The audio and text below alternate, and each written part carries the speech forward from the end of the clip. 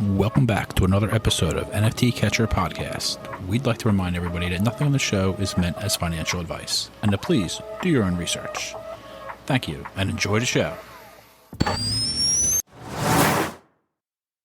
Now the subject is NFTs. They're known as non-fungible tokens, or NFTs. NFTs are exploding in popularity. This is a technology that will forever change the way people interact. So it is happening whether you understand it and like it or not. This phenomenon is moving. The digital. You have now joined Jenny from the blockchain and Michael Keene on the NFT Catcher Podcast.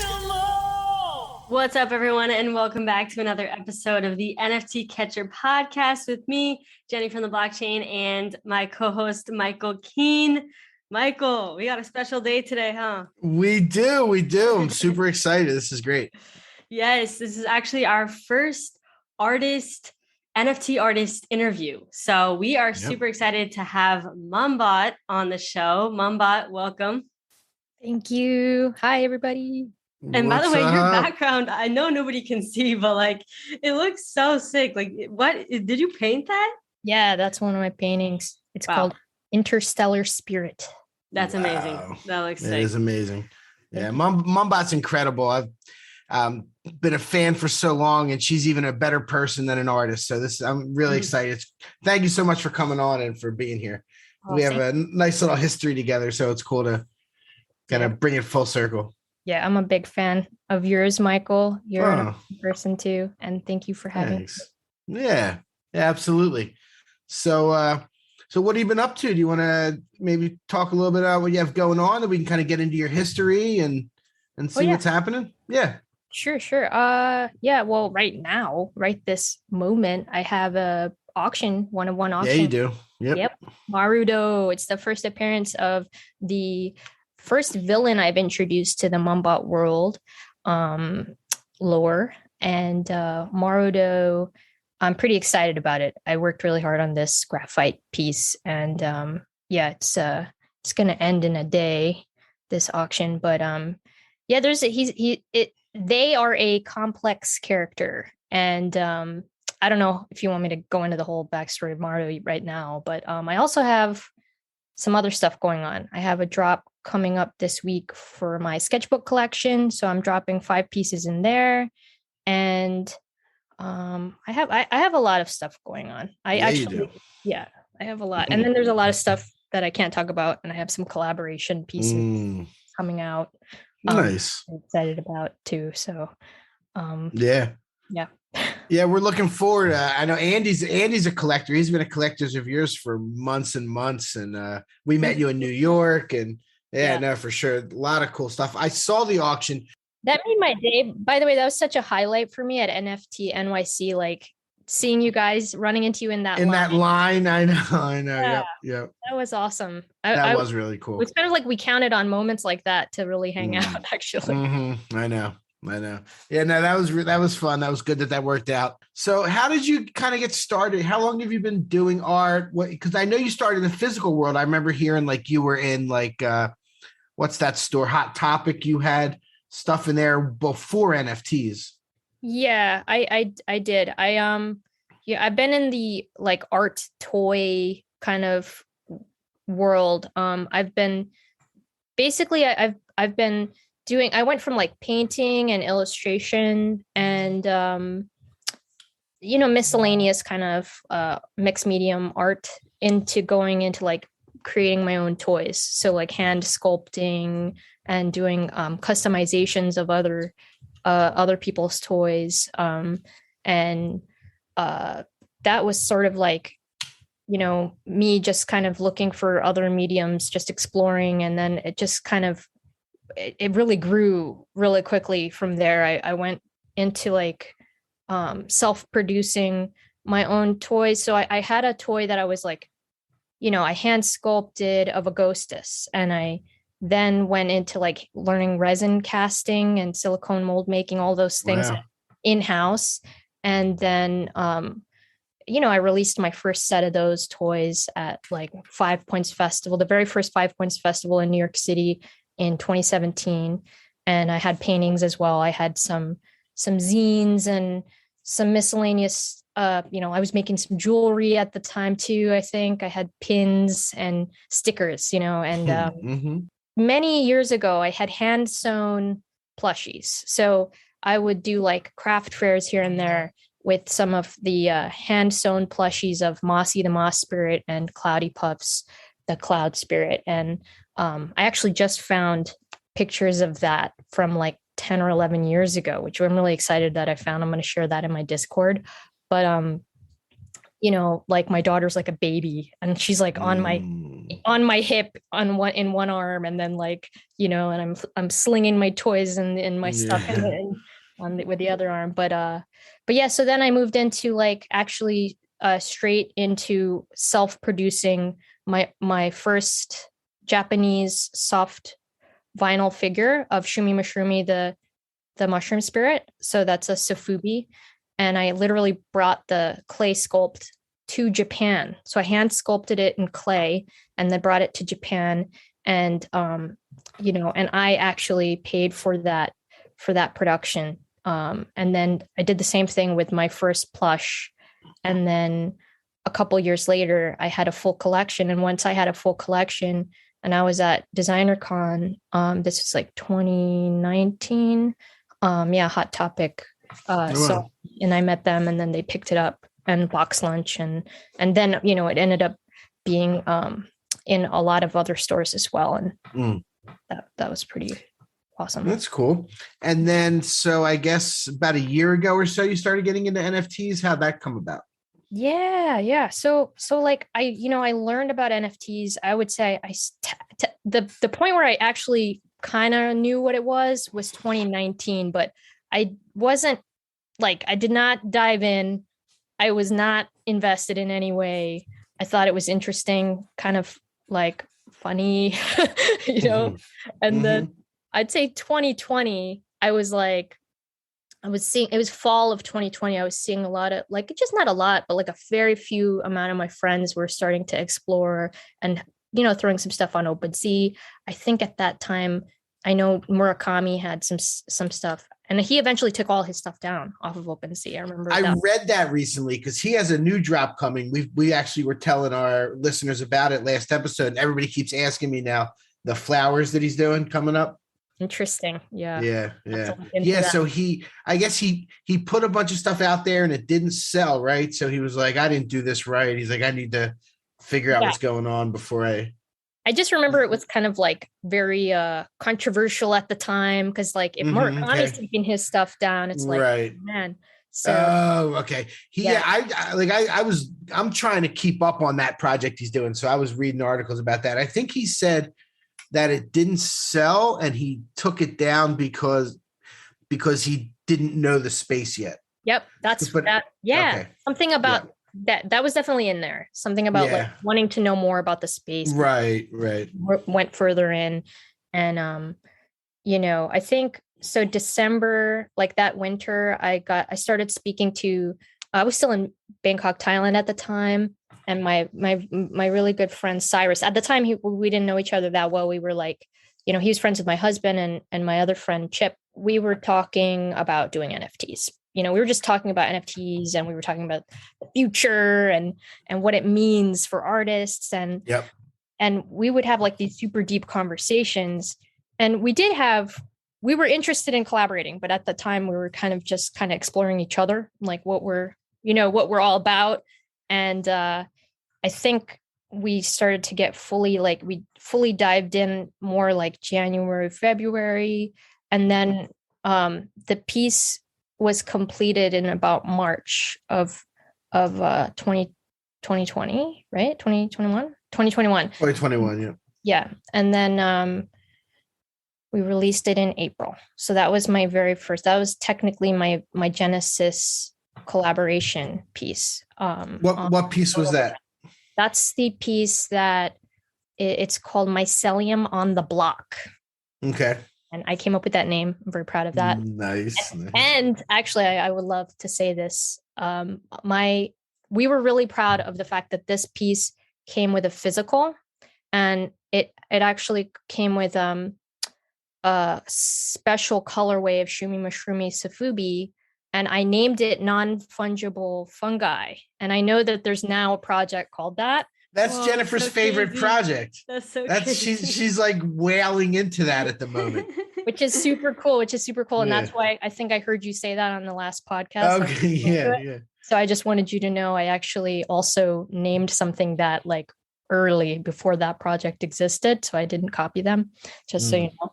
But anyway, it's not the name of the NFT. It's the name of the colorway of the shumi that came with the physical item that came with the NFT. And that is the one that Gary Vee later picked up two of, which was absolutely like Who's that? I never heard of him. Who are you talking about? That was this certain special person. Yeah. We'll get into that for sure, because that was super exciting when that all went down too. Yeah. I remember one day Andy texted me and he goes, Gary Vee is buying Mumbot stuff. Andy literally texted me that one day. Oh, I remember it. I was like, oh my God. Yeah, that was in September. Okay. And so actually I don't get to really talk about this too much, but I was like, when we were hanging out on Clubhouse and when I got to know you, I mean, that was like a quiet time, like that, all those months in between releasing my first couple of NFTs. So I soon after that piece, I also released my solo Genesis piece on Foundation, and those just sat there for like 6 months. And sure, I'm, it's not like I wasn't trying to shill them or anything. I promoted and chilled, but for the most part, I was just kind of hanging out, participating in the community, and just continuing to make art and do my thing. And we got to know each other, and then we did that awesome Thai spotlight room. And like, I remember you were doing some other stuff. You were spotlighting other people. And I was like, that's so cool you're doing that.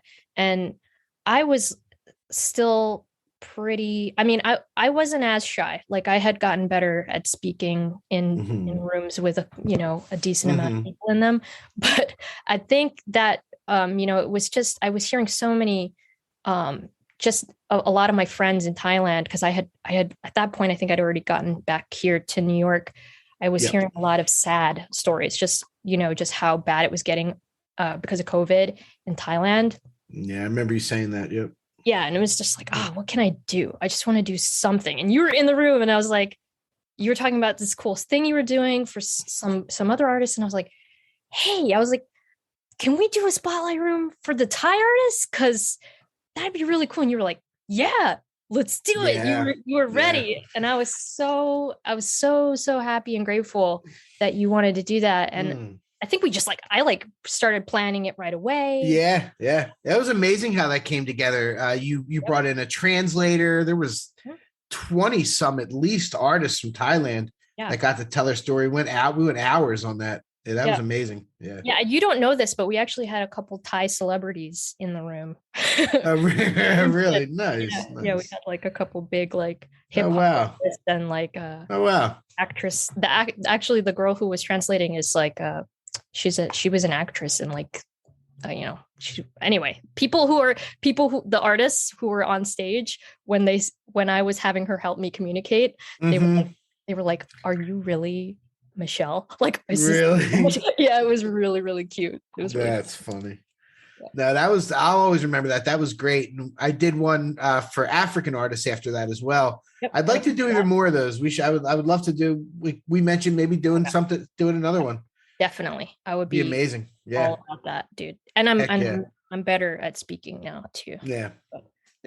No, you're always good. You're always good. The people that listen to our podcast, they hear me talk all the time about the old Clubhouse days. We were 3 a.m., 4 a.m., all those guys, Mitch and Kozik and, that whole crew. It's a fun group. It's such a good group, but also people really, I'm glad that we had that time too. Cause for example, I just want to give a little credit to Frank Kozik. He used to he'd give me tips, old school toy making tips. I would be sitting there, I'd be sitting there all night, painting, and we'd be in our co-working mode. And then I'd be talking about how, I just sliced my thumb because I'm literally cutting my toys. You have to like assemble them. You have to cut and assemble them when they arrive in a box. Okay.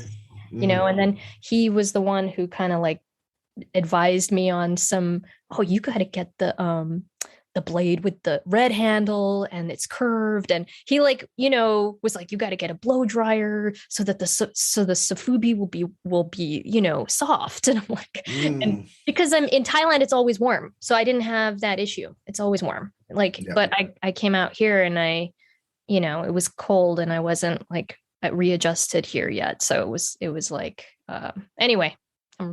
That's wild. Yeah, Frank's the man. I love listening to Frank. He is real as it gets. He doesn't, you know, he's got no filter. And I love that about him, actually. Yeah, me too. They absolutely cracks me up. But I also wanted to just let you know that I know that room that we had spawned a lot of other rooms. I noticed right after we did that, like, you know, it inspired a lot of people to do spotlights. There were a bunch of other, you know, people doing like spotlights on Southeast Asian artists and whatnot. So I thought that was really cool too. Yeah, that is really cool. That was really special. That room and that whole time was for sure. I kind of miss that. Sometimes I go in Clubhouse at night and I don't recognize any of the names I see, you know. I know. And then you just like don't go in. Like which room am I gonna join? You know, for sure. Yeah. Right after our that thing we did, that room, it was like the 3 or 4 days later, my solo Genesis piece sold, actually. Oh, wow. Yeah. And that was like, I remember I was like screaming and I was jumping up and down and I was like, you know, whoa, you know, and then I actually finally had a little ETH right before that because I did another, like I did another thing. I like helped somebody with some concept art and I had a little ETH anyways, but it just was in like the same week that I had some ETH and I was planning to put something else up, and then that happened. And so the month of August was kind of like a big month because all of a sudden I was able to put out more work. And so, you know, I finally had some ETH, like that, all those months I was like mostly just putting stuff up on Tezos, and that's good too. I love that community and everything as well. But, and I learned a lot from that. But so August, I like had a very successful month. I put out Shumi's ice cream treat, and that sold out in like 4 hours actually. And that was my first editions. And then I did an auction right after that. The auction went really well. And then the following week I did some more editions and another auction. And that auction was like super magical. This was when I felt like suddenly like the universe is smiling upon me, because let me tell you, this is going to sound dramatic, but it was like I saw a double rainbow that day. Ooh. Yeah. And that's actually so rare. Like you never see double rainbows. Dude, it was like sunny. Crazy. It was sunny out. I went in to get groceries. I came out, it was pouring rain, and I looked to the right and there was a double rainbow. It was that's like crazy. Craziest thing. That night was the Perseid meteor shower. Same night that I saw the double rainbow. And then I had like a crazy auction that night. And I was like, wow. Yeah, I felt like, okay, something's happening. What's happening? And, and then it was like, you know, I think I had put up a couple more pieces, you know, the next week. And then gas started getting crazy. I remember gas was really high. So my pieces were going really well. And then I had one piece called Wizardly with Purple Forest. And it was like this was the longest anything had sat. So it was like not sitting, it was like trickling out. So I had put up some editions of that, and it was like, I think I had 3 or 4 left, and it was one morning, and it was like early September, and I'm like in my pajamas, my hair's a mess, I have my coffee, and I'm like, you know, I got my computer, and I'm like, you know, let's see what, like my email, check Twitter. And then I got like a message like, hello. And it's from Gary V. And I'm like, yeah, right. You know, like, so like at first, I don't even respond at first. I look, I check, make sure. And it's definitely Gary V. And I'm like, you know, I think I sent him like eyeballs. I think I sent him like the eyeball. And I was like, hello. And then from there it was just like, he really was like, hey, can you tell me about your work, and can you tell me about this and this, and then he was like, can you jump on a FaceTime? And I was like, oh hell no, like my I look like a mess right now. So I think I was like, can you give me like a minute? And he was like, he's like, okay. Oh.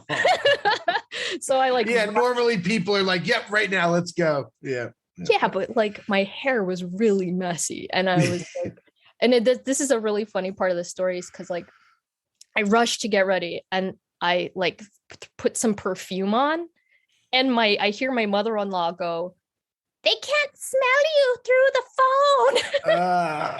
And I was like, it's for my mind. It's for my mental state. And then we jumped on a FaceTime, and you could tell he just really was doing his due diligence. Like he just really before he talks about a project publicly or, collects anything, you can tell he's really wants to know everything. And he was like, he just really asked me a lot of different questions about each piece. He asked me about stuff that I'm planning to do. He was like, he knew a lot. So he was like, and this comes with an airdrop, right? And I'm like, yes, this comes with an airdrop. And like, it was just like, he knew all the stuff. And he asked me more about Mumbot World, and I told him more about my plans with Mumbot World. And then, that was, and my September was crazy. And I got to tell you though, like, that was amazing. Like that was like that was like, besides having kids, that was the craziest thing that's ever happened to me. I would say that the obligatory thing to say as well. My kids were number one and Gary Vee's number two. Yeah. Everyone like, because I always like the Eagles winning the Super Bowl was like the greatest thing that ever happened. But of course, my kids were first. Yeah. My kids are first. Yes, of course. But like one thing that I did know was that I had to like recollect after all that happened and just like focus on making sure that I'm still, because I had plans, and I was kind of like and so my floor was over in ETH after that happened. I remember in Mumbot World, it was over in ETH, and I was like, I did have a lot of pressure from people like, oh, don't waste the spotlight. And a lot of people were like, do this. And I was really like set on making sure that I kind of like continued to do what I had planned and just follow like my timeline. Like I had my own pace. I had my own timeline. I'm not just going to throw some random stuff up and not like it later, just because it could sell. So I had stuff that I was planning to do. So, over time, I think now people can tell like I'm really, things have changed now. Like, and then, November was like another crazy event. So that Twitter space definitely. Yep. Yeah. That was big. So that was like, wait, what Twitter space? I feel out of the loop. That was the next thing, it was basically, I was still doing some of my collections, and actually Gary Vee was still collecting that whole time. Like he still continued collecting my work. And I was still releasing, certain collections that I had planned to release. And then in November, he just randomly was like, hey, do you want to come on my new show I'm doing on Twitter Spaces? And it's featuring new emerging artists in the NFT space. So I was the second person that he interviewed on there. The first one was being Sarah Bauman of Women in Weapons. Mm-hmm. And and her work's really cool. And so that was a very momentous event that I got very nervous about. I couldn't speak for the first I think 2.5, 3 minutes. I was having trouble speaking. So. That was I went into, he put out a tweet and he didn't say who the artist was. And I went into the room and I start looking around the room, and it was like Plotsky and Joe and like that whole crew. And I was like, wait, no way. And then he's like, I'm looking for her. Where is she? And then he pulls you up. I didn't know it was you until he brought you up on stage. But I was like, no way. Is this going to be Mumbot? Yeah. Because I saw our whole crew was in the room. They must have known, you know. Dude, And, the morale from seeing everybody in there was yeah, everyone was there to support for sure. That was awesome. And there was like 6,000-7,000 people in that room. Yes. Yeah. Yeah. It was crazy. Yeah. Cypress Hill follows me now on Twitter. Really? Yeah, because they were in there, by the way. That was really cool. That's amazing. So I fangirled out a little bit about certain things, but I won't go into too many of those things. No, but anyway, like that was awesome. It's just really nice of him to also use his platform to do something like that, to uplift somebody who like me. So I mean, I have a lot. It's life changing, right? Like he's done that for a lot of people. He really has. Like, yeah, it's life changing. Yeah. Everybody. I'm sure, like, everybody that he's really put his effort to kind of promote, like the way he has with me. Like he's really been super supportive. That encouragement, even just him like liking something I just post on Instagram, it's just like that encouragement. I'm like, like I feel like I can like do anything, it's like the best feeling. So but I also just to say this, I feel that way about like all the people who collect my work. Like it's really the same. It's like I feel extra motivated right now. I have a very strong community. I have some awesome collectors, a lot of friends and family who have been super supportive as well. So I'm just like, I'm pretty hyped about all the stuff that we're building. We're building some really crazy stuff, and I wish I could talk about it, but it's like stuff that I've always dreamed of is actually happening. And part of the reason is because of, what's basically gone down in the last like 3 months, 4 months. Hearing your whole story like that, it's a really good testament to like perseverance. Because there's a lot of artists out there. Most artists are struggling, like it's easy to see the success stories, but you spent, like you said, many months, not really selling like crazy, but you kept at it. You kept being authentic. You kept being authentic to yourself. Is there any like advice you might give to an artist who's kind of going through that and trying to find their way? Yeah. I mean, like I was saying earlier, like, even before NFTs, I was grinding for years, like I was saying, like I hand sewed some of my plush. Like I found some pictures that I'm going to throw in the Discord. Like I found those pictures. They're like 10 years old. And you can see like I was still painting whenever I had time. I was still, I do recommend, like, it depends on what kind of art you're doing. Right. I recommend a few things. I think, having some kind of a strategy, some kind of a plan, like, is really important. Of course, it's nice to just make art and throw it out there and see how the public reacts. But, in a way, social media was also like a way to test things. It was a way to put something out into the world and see how what kind of feedback you got from it, and then base what steps you make from there.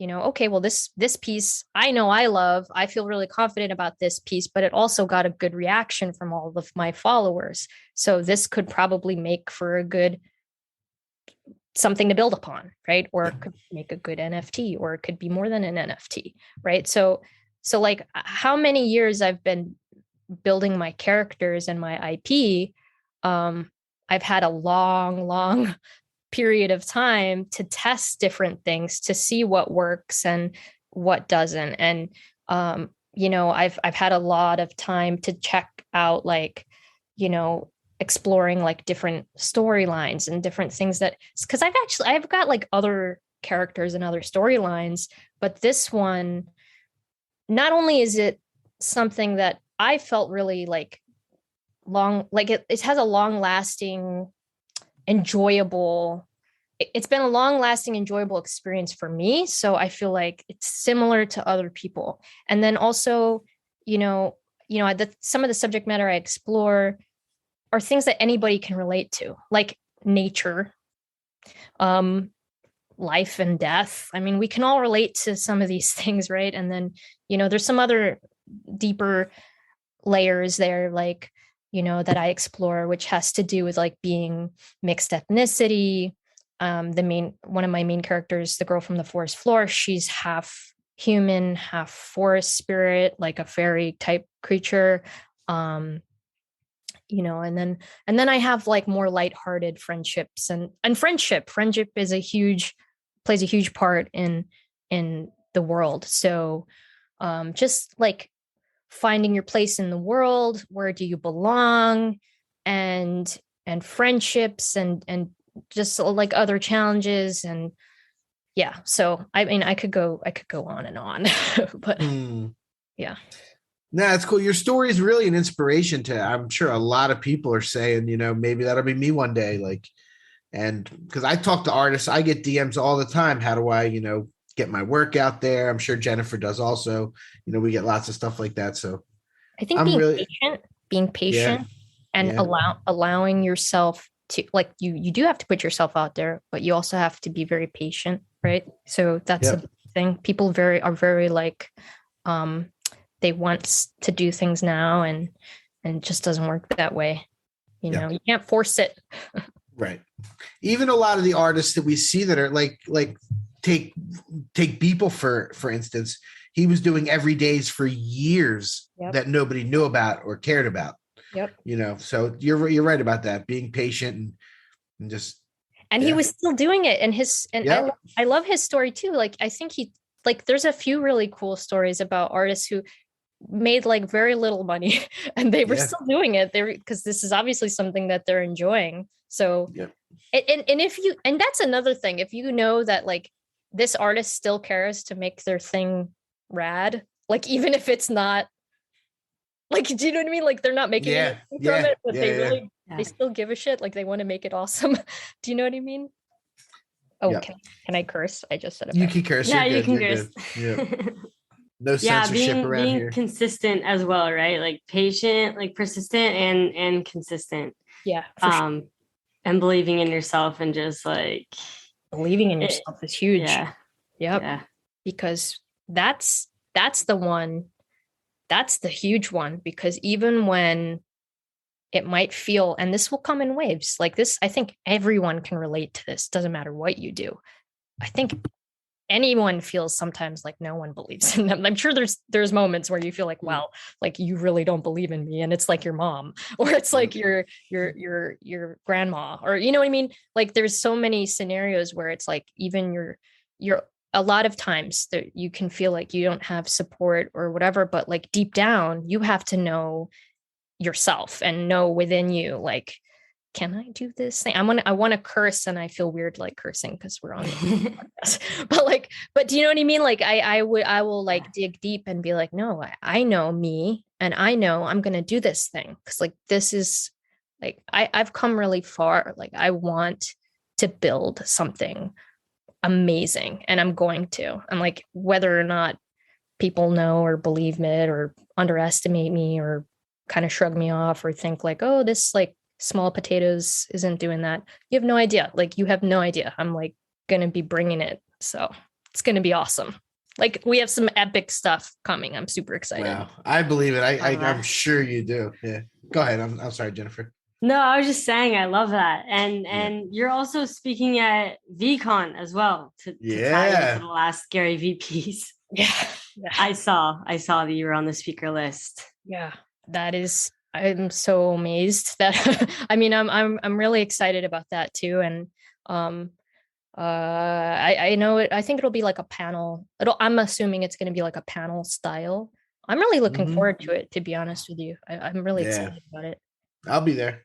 Yay! Yeah. So excited. Yeah, can't wait. Yeah. I already have my hotel room and everything.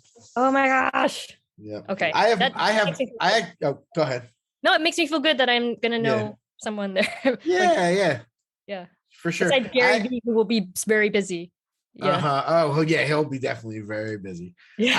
I have my FaceTime with him. It's only going to be 5 minutes, but in about 2 weeks. Nice. Because I have from my V friend. Yep. That's really cool. Yeah. I had to pay for mine. You got yours for free. No, that's so cool though. Wait, what? Yeah, no, I know. I'm super excited. FaceTime. What's the name of that friend? FaceTime. The FaceTime Frog. Frog. Cool. Yep. I love Frog. There's FaceTime Frog, FaceTime Flea, and I think those are the two. And so I get 3 different FaceTimes with him once a year for 3 years. Nice. Very excited. That's awesome. What do you think you're going to ask him? I don't know if I'm going to ask him I'm probably going to kind of talk about, I've told the story about he's the reason I got into NFTs, and then he's the reason I got MetaMask. And then VeeFriends was my first big, huge flips. So like I owe him so much, and I want to tell him that. And I want to joke a little bit about the Eagles and the Jets, because he's a big Jets fan. I'm a big Eagles fan. And it would be amazing if we could get him on the podcast for 10, 15, 20 minutes, whatever he might do. So I'll throw it out there and see, you never know. It'd be a dream. Awesome. Yeah. That'd be so cool. Mm-hmm. Maybe I'll tell him you were a guest, and maybe that'll get him to do it. Wait, Mumbot was on? All right, if Mumbot was on, Yeah. I'll say something. I'll be like, NFT Catcher podcast is amazing. Yes. That's what's up. Yeah. So that's cool. I remember you were announced as a speaker. I forgot to even say that. That's a congratulations for that, because there's gonna be a lot of people there, and it's gonna be a big deal. Yeah, that's huge. Thank you. Yeah, I'm just hoping that I won't get nervous and get shy in that. Yeah, nah, you're gonna be good. I'll make sure to be there, and I'll give you some encouragement. Thank you. I appreciate that. For sure. I'll have to have some calming tea before that. Yeah. I remember you met him in New York during NFT.NYC, right? Yep. And actually, Nate Bear Brains and yep. Joe Bradley. Yep. Mariana we had all, well, I know Nate, but I had never met in person Mariana or Joe until that event. And my husband was there too, and he kept Gary was nearby a bunch of times, and he kept being like, go say hi.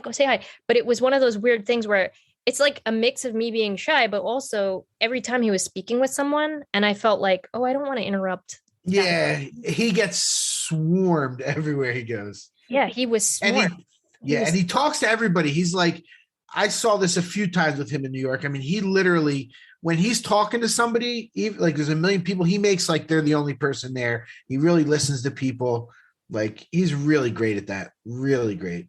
Well, I didn't say anything, but then Nate was like, "Hey Gary, it's Mumbot." And then Gary turned around, gave me a huge hug, and said a lot of really nice things, and that was really awesome. It was really amazing. That is amazing. That's cool. Love that. Yeah. So what's up next? Why don't we talk about your Ghost Club? Because I actually joined the Discord for the first time just yesterday, the day before. Yeah. Awesome. Yeah, I'd love to talk about Ghost Club. Ghost Club is now we have a Discord server that's really doing well. It started out, I had Ghost Club, the Clubhouse room, and I had, done some Ghost Clubs, but it was pretty casual, pretty relaxed, nothing too crazy. And it just started to build up. I think we opened the server in September, but it wasn't really public. We slowly were just onboarding. I mean, I was onboarding people all year, and I just didn't involve anyone else. It was just mostly me. And then around September, October-ish, my husband started helping me, because we had other friends that we wanted to start to help onboard them. And, I didn't have as much time at that point, basically. That was really what was coming to. And I also didn't have enough, I needed help. My Discord, grew way bigger than I had planned. Yep. My personal Mumbot World Discord. And then, so Ghost Club was a separate server for more just focusing on the few friends that we were onboarding at a time.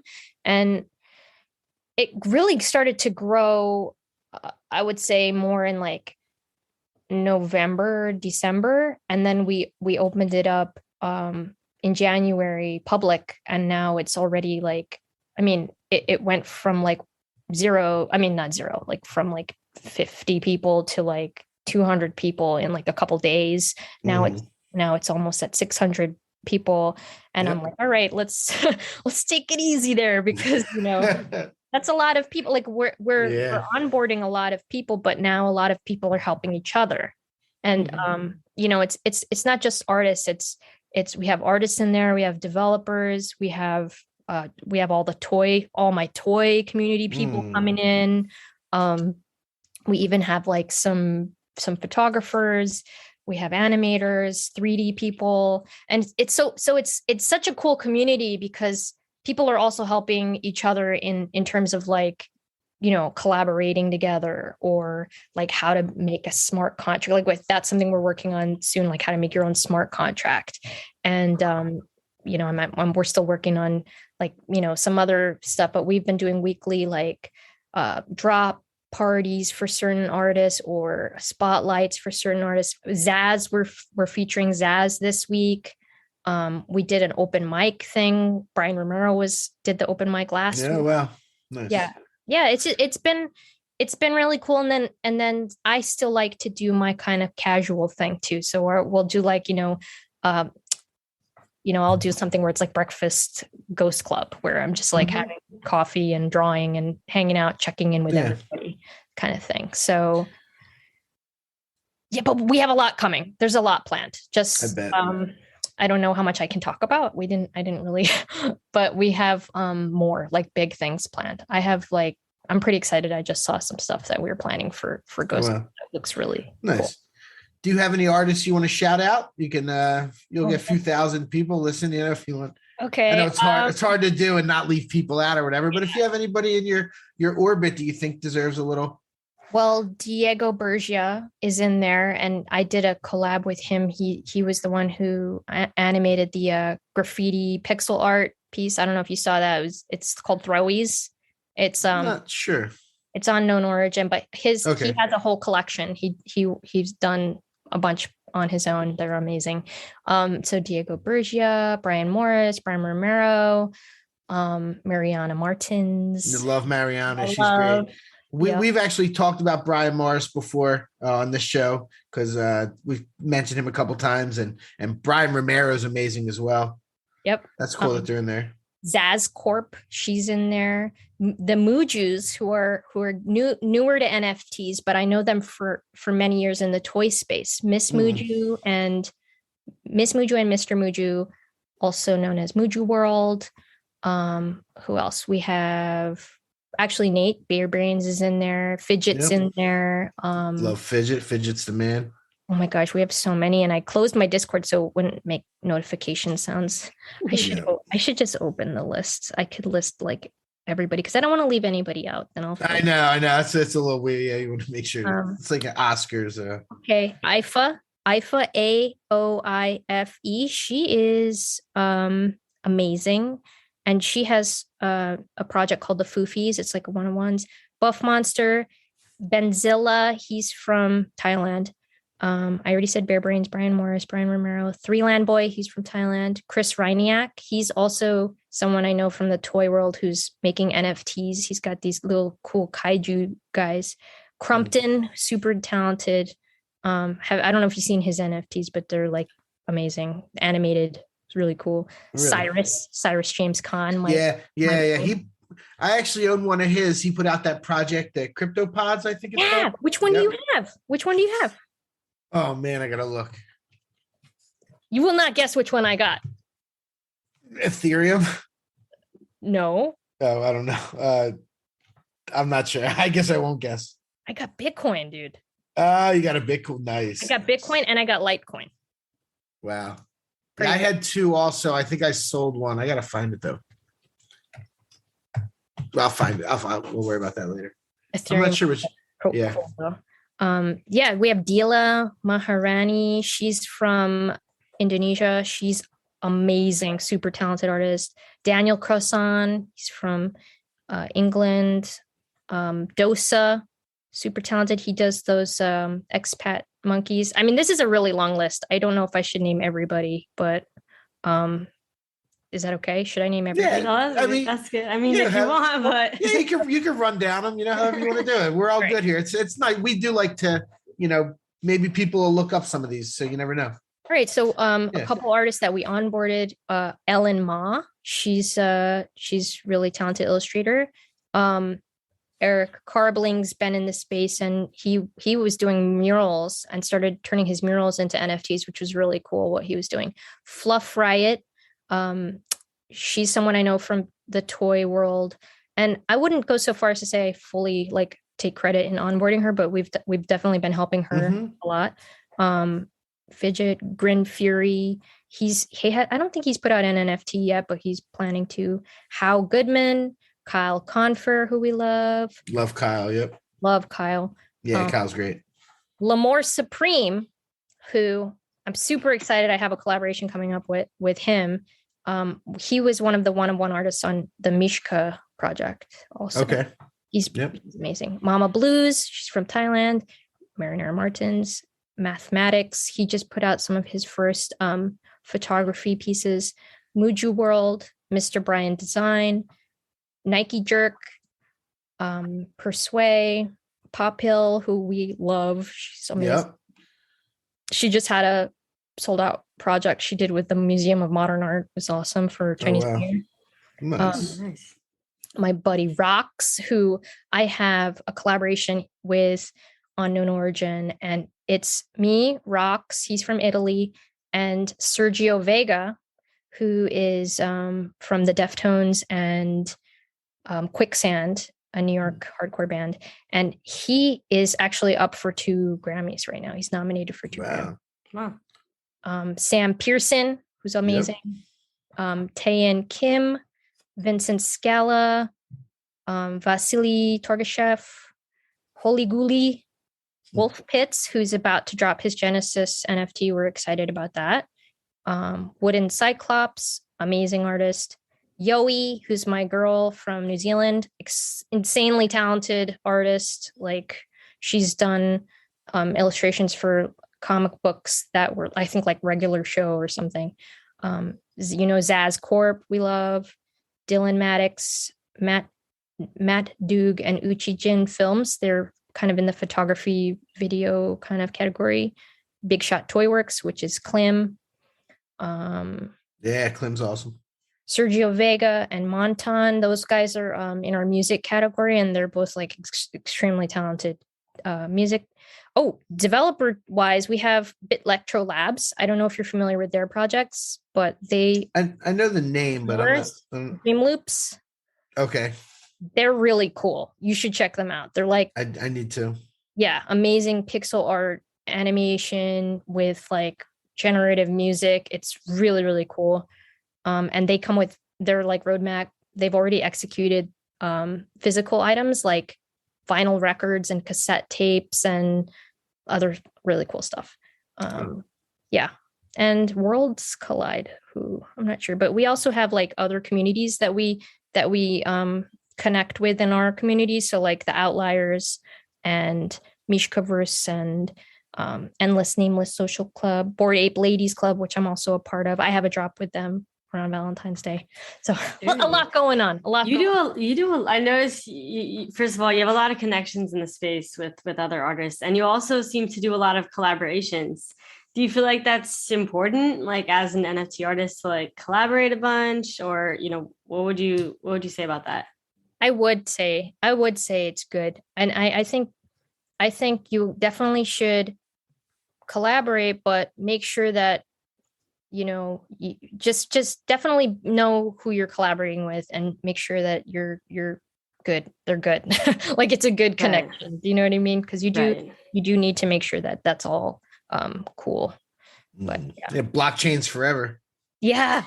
Right. Yep. Do you have any favorite pieces that do you have like a specific piece you're like, this is my favorite one that I've ever made? Oh, me? Yeah. Oh wow. I mean, or maybe just from your NFTs, because I know you've done a lot, like it's such a physical world. Well, I don't want to pick one of the collaborations because then I would feel like none of the collaborations count. All right. to be honest, Very political. Very political. yeah, that would like, I don't want to pick favorites or anything. I mean, right now I would have to pick. Well, I really love Shumi's ice cream treat. I like the one in my background, Interstellar Spirit, but I think I'm like right now really into the new piece, the brand new one that I just put up that's on auction, the Marudo. Yeah, I was looking at that right before we got started. Yeah. The way to see it on OpenSea is just Mumbot World, 2 words. It's a verified collection, so make sure you get the blue check mark and you'll be in the correct collection. Thank you. Yep. Yeah, I think that that's probably my favorite right now, but I also am really enjoying the sketchbook collection a lot because it's really low pressure. It's like I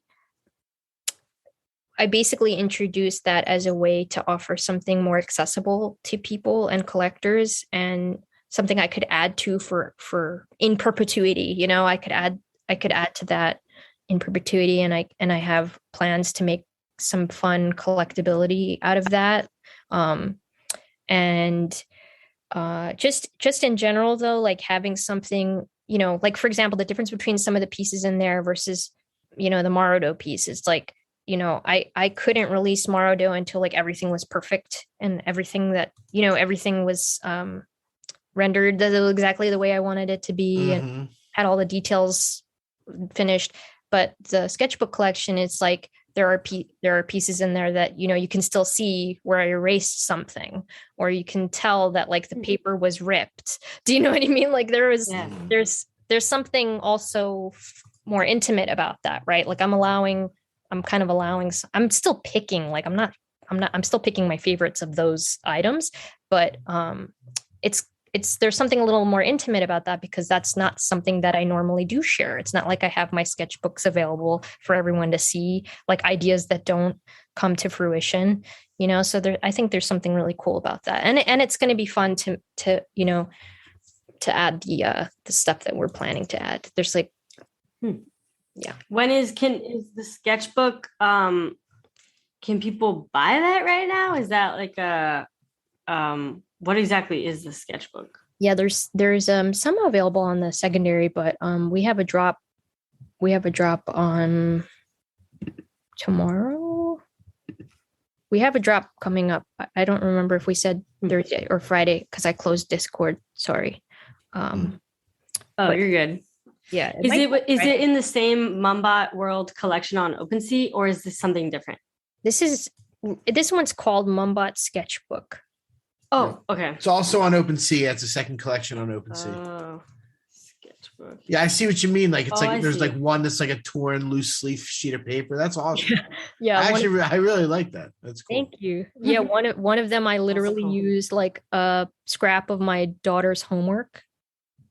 That's awesome. The LFG. Oh yeah, I was gonna say, is it the LFG or LF Ghost, right? LFG Ghost. That's cool. Yeah, that's awesome. That's like that's more like the raw, like you know, you're not like going back and forth and trying to like perfect it. You're just like, this is a raw thing. Yeah, that's awesome. Thanks. Yeah, like one of them I drew on the back of a Staples bag. But the Hodl Me one. Hodl Me. That one's so cute. I love that one. Are you coming out with any Valentine's Day? I know you said something was happening around Valentine's Day. Yep. So for Bored Ape Ladies Club, that's a really cool drop. There are some really awesome pieces in there. It's like, whoa. So every month there are 12 new artists that have applied to, you know, put out some work. I was in the Genesis resident group. So I was like, you know, I was in the first group to put work out, and I haven't done anything since. So they keep asking me like, hey, you want to put something in? And I haven't had a chance. So I made sure, and I'm really excited. I used, which ape did I use? I did an ape derivative of, I think it was one. I don't want to name the wrong one. 1133 or one. anyway, she has heart glasses, and I did my spin on it, but I'm really excited. So that's a Valentine's drop, and Nice. yeah, you could check out. I think I retweeted it today, but yeah, Bored Ape Ladies Club, they have a Twitter, and they'll have it pinned. I'm sure it's the pinned tweet. Nice. Definitely check that out. Yeah, for our listeners, Mumbot's Twitter is just Mumbot, Mumbot. I know we've talked about you several times on the podcast. Yeah. Probably our listeners have already looked at your Twitter. We have. Thank you guys for your support. I appreciate it. Yeah, this is awesome. I love hearing a little bit more about your story, some sides I didn't know, and you're full on like how you did everything. It's enlightening. I really like to see it. I think a lot of people will take some good stuff out of this. Oh, awesome. I'm glad I can provide some value. I think so. And I know whatever you have coming up, I know it's going to be a success, and you just keep doing what you're doing, because it's really working. Thank you. For sure. That. Absolutely. Anything else we want to get into? Anything else you want to share before we kind of wrap it up? Is there anything? I don't know. Any alpha? No, I mean, that's up to you. That's up to you.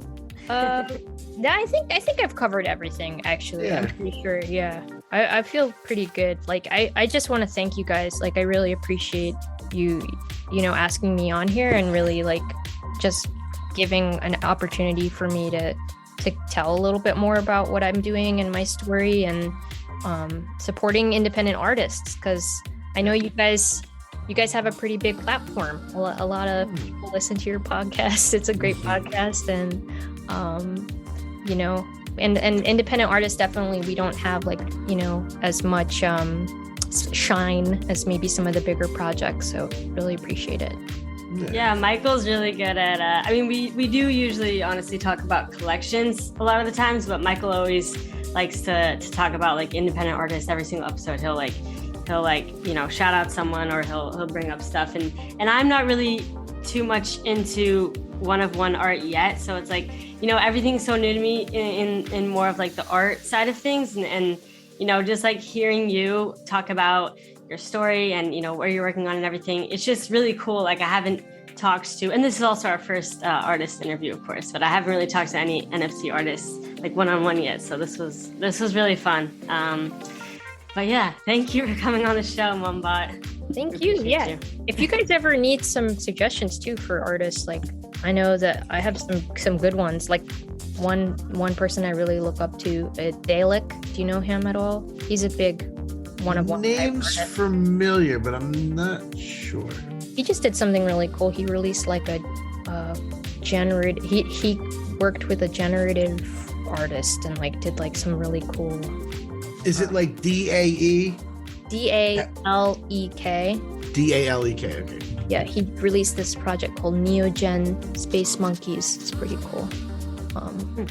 Oh, we follow each other, so apparently I know of them to some respect.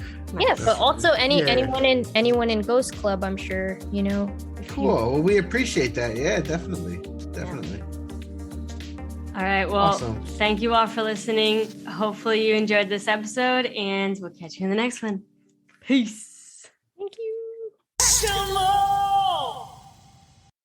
Thank you for tuning in to the NFT Catcher Podcast. We hope you enjoyed today's episode and learned something new about the exciting world of NFTs. If you enjoyed today's episode, please take a moment to subscribe to our podcast on Apple, Spotify, or wherever you listen to your podcasts.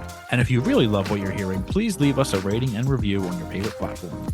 If you want to stay up to date with the latest news and insights from the NFT space, be sure to follow us on all the socials at NFT Catcher Pod. You can follow Jennifer at Jennifer_pseudo and Michael at NFTicket.